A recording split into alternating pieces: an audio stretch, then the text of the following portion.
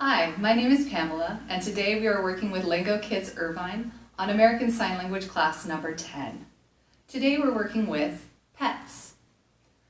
We'll work with cat, dog, fish, bird, and mouse.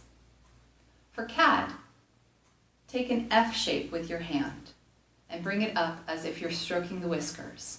Cat, cat. Dog is simply patting your hip like you're calling your dog. Dog, dog. Next, we'll do fish. Take your non-dominant hand and place it against your wrist. With your dominant hand, make your hand swim like a fish.